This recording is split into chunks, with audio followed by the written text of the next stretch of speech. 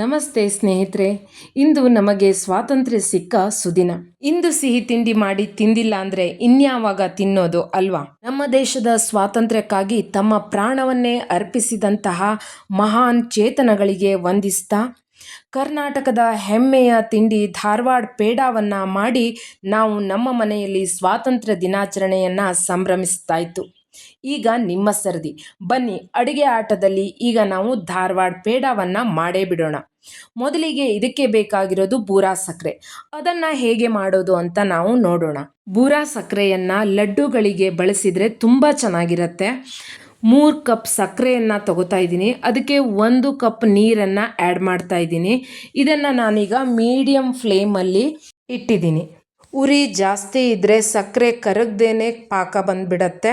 ಅದಕ್ಕೆ ಮೀಡಿಯಮ್ ಫ್ಲೇಮಲ್ಲಿ ಇರಲಿ. ಈ ರೀತಿ ಬೂರಾ ಸಕ್ಕರೆಯನ್ನು ಮಾಡಿಟ್ಕೊಂಡ್ರೆ ದಿಢೀರಾಗಿ ಲಡ್ಡುಗಳನ್ನು ಪೇಡೆಯನ್ನು ಮಾಡ್ಬೋದು. ಪೇಡೆಗಂತೂ ಬೂರಾ ಸಕ್ಕರೆ ತುಂಬಾ ಚೆನ್ನಾಗಿರತ್ತೆ. ನೋಡಿ, ಕರಗ್ತಾ ಇದೆ ಈಗ. ನಾನು ಬೂರಾ ಸಕ್ಕರೆಯನ್ನು ಜಾಸ್ತಿನೇ ಮಾಡ್ಕೋತಾ ಇದ್ದೀನಿ. ಇಷ್ಟೆಲ್ಲ ಈಗ ನಾನು ಮಾಡ್ತಾ ಇರೋ ಪೇಡಕ್ಕೆ ಬೇಕಾಗಲ್ಲ. ಒಂದು 6-8 ಏಲಕ್ಕಿಯನ್ನು ತಗೊಂಡು ಸಿಪ್ಪೆಯನ್ನು ಬಿಡಿಸ್ಕೊಂಡು ಪೌಡ್ರ್ ಮಾಡಿಕೊಂಡು ಇದಕ್ಕೆ ಹಾಕ್ಕೋಬೇಕು.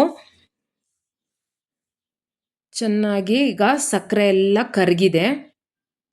ಪೌಡ್ರ್ ಮಾಡಿಕೊಂಡು ಏಲಕ್ಕಿ ಪುಡಿಯನ್ನು ಹಾಕ್ಕೊಂಡೆ. ಇವಾಗ ಏಲಕ್ಕಿ ಪುಡಿ ಸಾಮಾನ್ಯವಾಗಿ ಎಲ್ಲ ಸಿಹಿಗೂ ಕೂಡ ಹೊಂದ್ಕೊಳ್ಳುತ್ತೆ. ನೀವು ಸ್ವಾತಂತ್ರ್ಯ ದಿನಾಚರಣೆಗೆ ಯಾವ ಸಿಹಿಯನ್ನು ಮಾಡಿದ್ರಿ ತಿಳಿಸಿ ನನಗೆ. ಈ ಧಾರವಾಡ ಪೇಡಾವನ್ನು ಒಮ್ಮೆ ಟ್ರೈ ಮಾಡಿ, ತುಂಬ ಚೆನ್ನಾಗಿರುತ್ತೆ. ಬೂರಾ ಸಕ್ಕರೆ ಮಾಡೋದು ಕೂಡ ತುಂಬಾ ಸುಲಭ. ಅದಕ್ಕೂ ಸಾದಾ ಸಕ್ಕರೆ ಪುಡಿಗೂ ಏನು ವ್ಯತ್ಯಾಸ ಅಂತ ಗೊತ್ತಾಗಬೇಕು ಅಂದರೆ ಬೂರಾ ಸಕ್ಕರೆ ಮಾಡಲೇಬೇಕು. ನಾನು 1 ಚಮಚ ತುಪ್ಪವನ್ನು ಹಾಕ್ಕೊಂಡೆ. ಯಾಕೆ ಅಂದರೆ ಟೇಸ್ಟು ಚೆನ್ನಾಗಿ ಬರುತ್ತೆ, ಹಾಗೆ ಸಕ್ಕರೆ ಉದುರುದ್ರಾಗಿ ಬರುತ್ತೆ. ಅದಕ್ಕೋಸ್ಕರ ನೋಡಿ, ಈಗ ಹದ ಬಂದೇ ಬಿಡ್ತು. ಈಗ ತುಂಬ ಕೇರ್ಫುಲ್ಲಾಗಿ ಇರಬೇಕು.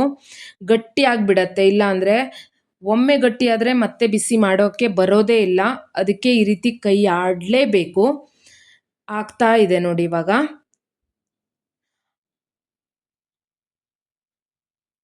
ಇಷ್ಟ ಆಗ್ತಾ ಇದ್ದ ಹಾಗೆ ಈಗ ನೀವು ಉರಿಯನ್ನು ಆಫ್ ಮಾಡ್ಕೊಬಿಡಿ. ಹದ ಸರಿಯಾಗಿ ಬಂದಿದೆ, ಉದುರುದ್ರಾಗಿ ಬಂದಿದೆ. ಈಗ ಇದನ್ನು ನಾವು ಹಾಗೆ ಬಿಟ್ಟರೆ ಗಟ್ಟಿಯಾಗಿಬಿಡತ್ತೆ. ಈ ರೀತಿ ಹುಟ್ಟಲ್ಲಿ ಕೈ ಆಡ್ತಾನೇ ಇರಬೇಕು. ಈಗ ಇದನ್ನು ಮ್ಯಾಶರಲ್ಲಿ ಈ ರೀತಿಯಾಗಿ ನಾವು ಮ್ಯಾಶ್ ಮಾಡ್ಕೋಬೇಕು. ಅದನ್ನು ಅಂದರೆ ಆ ಸಕ್ಕರೆಯನ್ನು ಹುಡಿ ಹುಡಿ ಹುಡಿ ಮಾಡ್ಕೋಬೇಕು ನಾವು. ಈ ರೀತಿಯಾಗಿ ಚಿರೋಟಿ ರವಾ ಥರ ಆಗಿರುತ್ತೆ ನೋಡಿ. ಈ ರೀತಿ ಆಯಿತು. ಅಲ್ಲಿ ಒಂದೊಂದು ಗಂಟಿರುತ್ತೆ. ಇದನ್ನು ನಾವೀಗ ಜರಡಿಗೆ ಹಾಕಿ ಸೋಸ್ಕೋಬೇಕು ಈ ರೀತಿಯಾಗಿ. ಹಾಗೆ ಹೀಗೆ ಸೋಸಿರೋದನ್ನೆಲ್ಲವನ್ನು ಕೂಡ ಉಂಡೆ ಉಂಡೆ ಇದೆಯಲ್ಲ ಅದನ್ನೆಲ್ಲವನ್ನು ಕೂಡ ಒಂದು ಕಡೆ ಎತ್ತಿಟ್ಕೊಳ್ಳೋಣ. ನೋಡಿ, ಈ ರೀತಿಯಾಗಿರುತ್ತೆ. ಚಿರೋಟಿ ರವಾ ಥರ. ಕೆಲವೊಬ್ಬರಿಗೆ ಗೊತ್ತು ಈ ಬೂರಾ ಸಕ್ಕರೆ, ಇನ್ನು ಕೆಲವೊಬ್ಬರಿಗೆ ಗೊತ್ತಿಲ್ಲ. ನೋಡಿ, ಈ ರೀತಿ ಬಟ್ಲಲ್ಲಿ ನಾನು ಹಾಕ್ಕೊಳ್ತಾ ಇದ್ದೀನಿ. ಇದನ್ನೆಲ್ಲವನ್ನ ಮತ್ತೆ ಆ ಮ್ಯಾಶರಿಂದ ತಿಕ್ಕಿ ಪೌಡ್ರ್ ಮಾಡ್ಕೋಬೇಕು. 2-3 ಸಲ ಇದೇ ರೀತಿ ಮಾಡಬೇಕಾಗತ್ತೆ. ಲಾಸ್ಟು ಒಂದು ಸ್ವಲ್ಪ ಉಳಿದಿರತ್ತೆ. ಅದನ್ನು ಟೀಗೋ ಕಷಾಯಕ್ಕೋ ನೀವು ಯೂಸ್ ಮಾಡ್ಕೋಬೋದು. ಇದು ವೇಸ್ಟ್ ಆಗೋದೇ ಇಲ್ಲ. ಹಾಗೆ ಎಲ್ಲ ಸೋಸ್ ಆದಮೇಲೆ ಉಳಿದಿರೋದನ್ನೆಲ್ಲ ಮತ್ತೆ ಬಾಣಲೆಗೆ ಹಾಕ್ಕೊಂಡು ನಾನು ಚೆನ್ನಾಗಿ ಉಜ್ಜಿ ಪೌಡ್ರ್ ಮಾಡಿಕೊಂಡು ಎಲ್ಲವನ್ನು ಕೂಡ ಸೋಸಿ ಇಟ್ಕೊಂಡೆ. ನಾನು ಮೊದಲೇ ಹೇಳಿದಾಗೆ ಇಷ್ಟೊಂದು ಬೂರಾ ಸಕ್ಕರೆ ಬೇಕಾಗಲ್ಲ. ನೋಡಿ ಎಷ್ಟು ಚೆನ್ನಾಗಿ ಬಂತು. ಅಷ್ಟು ಸೋಸ್ಕೊಂಡೆ ನಾನಿವಾಗ. ಇದನ್ನು ಒಂದು ಕಡೆ ಹಾಗೆ ಎತ್ತಿಟ್ಕೊಳ್ಳೋಣ. ಈಗ ಹಾಲು ಪುಡಿಯನ್ನು ನಾನು ತಗೋತಾ ಇದ್ದೀನಿ, ಮಿಲ್ಕ್ ಪೌಡರ್ನನ್ನು. 1 ಕಪ್ ಮಿಲ್ಕ್ ಪೌಡ್ರನ್ನ ತಗೊಂಡೆ. ಹಾಗೆ ಅರ್ಧ ಚಮಚ ನಾನು ತುಪ್ಪವನ್ನು ಸೇರಿಸ್ಕೊಂಡು ಸಣ್ಣ ಉರಿಯಲ್ಲಿ ಇದನ್ನು ಹುರ್ಕೋತಾ ಇದ್ದೀನಿ.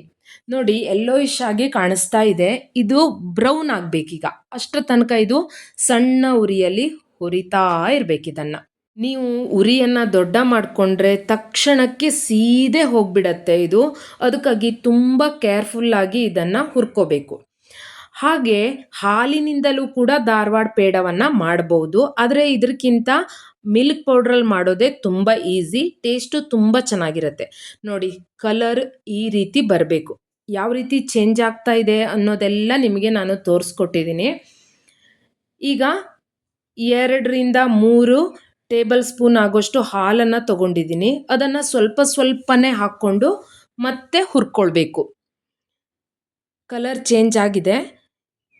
ಈಗ ಇನ್ನೊಂದು ಸ್ವಲ್ಪ ನಾನು ಹಾಲನ್ನು ಸೇರಿಸ್ಕೊಂಡು ಮತ್ತೆ ಕೈ ಆಡ್ತಾ ಇದ್ದೀನಿ.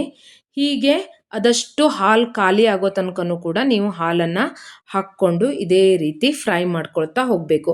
ಒಂದೇ ಸಲ ಹಾಲು ಹಾಕೋ ಹಾಗಿಲ್ಲ, ಟೇಸ್ಟ್ ಚೆನ್ನಾಗಿ ಬರಲ್ಲ. ಹೀಗೆ ಸ್ವಲ್ಪ ಸ್ವಲ್ಪನೇ ಹಾಕಿ ಹುರ್ಕೊಂಡು ಹಾಕ್ತಾ ಬರಬೇಕು. ನೋಡಿ ಇಷ್ಟು ಸಾಕಿವಾಗ. ಕಲರ್ ಏನು ಚೇಂಜ್ ಆಗಿದೆ ನೋಡಿ, ಫಸ್ಟ್ ಇರೋ ಹಾಲಿನ ಪುಡಿಗೂ ಈಗಿರೋ ಹಾಲಿನ ಪುಡಿಗೂ ಹೇಗೆ ಅಂತ. ಏಲಕ್ಕಿ ಪೌಡ್ರನ್ನು ಹಾಕೋತಾ ಇದ್ದೀನಿ. 5-6 ಏಲಕ್ಕಿಯನ್ನು ತಗೊಂಡು ಪೌಡ್ರ್ ಮಾಡಿ ಇದಕ್ಕೆ ಹಾಕ್ಕೊಂಡೆ. ಈಗ ಇದರ ಫ್ಲೇಮನ್ನು ಆಫ್ ಮಾಡಿಬಿಡಿ ನೀವು. ಸ್ವಲ್ಪ ಆರಿದ ಮೇಲೆ ಇದಕ್ಕೆ ಅರ್ಧ ಕಪ್ಪು ಬೂರಾ ಸಕ್ಕರೆಯನ್ನು ನಾನೀಗ ಆ್ಯಡ್ ಮಾಡ್ತಾ ಇದ್ದೀನಿ. 1 ಕಪ್ ಮಿಲ್ಕ್ ಪೌಡ್ರಿಗೆ ಅರ್ಧ ಕಪ್ ಬೂರಾ ಶುಗರನ್ನು ಆ್ಯಡ್ ಮಾಡ್ತಾ ಇದ್ದೀನಿ. ಇದನ್ನು ಈ ರೀತಿ ಒಂದ್ಸಲ ಮಿಕ್ಸ್ ಮಾಡಿಕೊಂಡು ಆಮೇಲೆ ಕೈಯಿಂದನೇ ಏನು ಮಾಡಬೇಕು, ಈ ರೀತಿ ಅದನ್ನು ಹುಡಿ ಮಾಡ್ಕೋಬೇಕು. ನಿಮಗೆ ಈಗಲೂ ಕೂಡ ಡ್ರೈ ಅನಿಸಿದರೆ ಅಕಸ್ಮಾತಾಗಿ ಸ್ವಲ್ಪ ಬಿಸಿ ಹಾಲನ್ನು ಆ್ಯಡ್ ಮಾಡ್ಕೊಳ್ಳಿ. ಇದಕ್ಕೆ ಬೇಕಾಗಲ್ಲ, ಅಷ್ಟೇ ಸರಿಯಾಗತ್ತೆ. ಹಾಗೆ ಹುರ್ಕೊಳ್ತಾ ಇರಬೇಕಿದ್ರೆ ಗಂಟಾಗೋಯ್ತು ಅಂದರೂ ಕೂಡ ಒಂದ್ಸಲ ನೀವು ಮಿಕ್ಸಿಗೆ ಹಾಕ್ಕೋಬೋದು. ಒಂದು ಪ್ಲೇಟಿಗೆ ಸ್ವಲ್ಪ ಬೂರಾ ಸಕ್ಕರೆಯನ್ನು ಹಾಕೋತಾ ಇದ್ದೀನಿ. ಅದು ಗಂಟಲ್ಲ ನೋಡಿ, ಮುಟ್ಟಿದ ತಕ್ಷಣ ಎಲ್ಲ ಬಿಟ್ಕೊಂಡ್ಬಿಟ್ಟಿದೆ ಹಾಗೆ. ಈಗ ಇದನ್ನು ಉಂಡೆ ಕಟ್ಟಿ ನಾನು ಆ ಬೂರಾ ಸಕ್ಕರೆಯಲ್ಲಿ ಇಡ್ತಾ ಇದ್ದೀನಿ. ನಮ್ಮ ಮನೆಯವರು ಚೆನ್ನಾಗಿ ಹಾಡು ಹೇಳ್ತಾರೆ, ಅದಕ್ಕೆ ಒಂದು ದೇಶಭಕ್ತಿ ಗೀತೆ ಹಾಡಿ ಅಂತ ಹೇಳಿದೆ.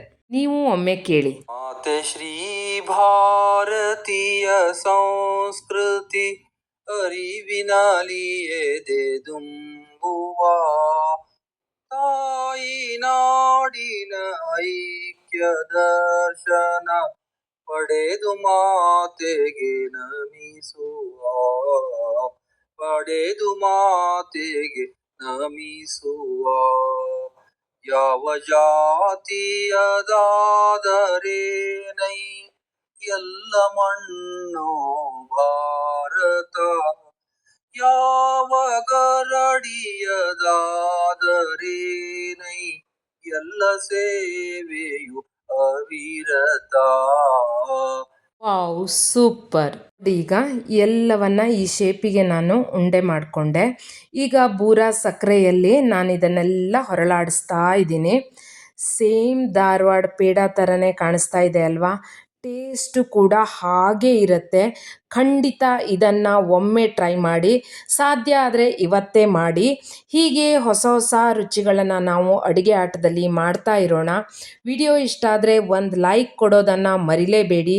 ಹಾಗೆ ರೆಸಿಪಿ ಹೇಗಿತ್ತು ಅಂತ ಕಮೆಂಟ್ ಮಾಡಿ ತಿಳಿಸಿ. ನಿಮ್ಮ ಸ್ನೇಹಿತರಿಗೂ ನಿಮ್ಮ ರಿಲೇಟಿವ್ಸಿಗೂ ಕೂಡ ಈ ವಿಡಿಯೋವನ್ನು ಶೇರ್ ಮಾಡಿ. ನಿಮ್ಮ ಪ್ರೋತ್ಸಾಹ ಹೀಗೆ ಇರಲಿ. ಸಬ್ಸ್ಕ್ರೈಬ್ ಮಾಡ್ಕೊಳ್ಳದೇ ಇರೋರು ಪ್ಲೀಸ್ ಸಬ್ಸ್ಕ್ರೈಬ್ ಮಾಡ್ಕೊಳ್ಳಿ. ಬರೀ ಬೇಕರಿಗಳಲ್ಲಿ ಮಾತ್ರ ಧಾರವಾಡ ಪೇಡ ಸಿಗೋದಲ್ಲ, ನಮ್ಮ ಮನೆಯಲ್ಲೂ ನಾವು ಮಾಡಿ ತಿನ್ಬಹುದು. ನೋಡಿ ಎಷ್ಟು ಚೆನ್ನಾಗಿ ಕಾಣಿಸ್ತಿದೆ ಅಂತ. ವಾವ್, ಸೂಪರ್ ಆಗಿದೆ ನೋಡಿ. ಹೀಗೆ ಮತ್ತೆ ಮತ್ತೆ ಅಡುಗೆ ಆಟದಲ್ಲಿ ಹೊಸ ಹೊಸ ರುಚಿಗಳೊಂದಿಗೆ ಭೇಟಿಯಾಗ್ತಾ ಇರೋಣ. ಎಲ್ಲರಿಗೂ ಸ್ವಾತಂತ್ರ್ಯೋತ್ಸವದ ಶುಭಾಶಯಗಳೊಂದಿಗೆ ಧನ್ಯವಾದಗಳು.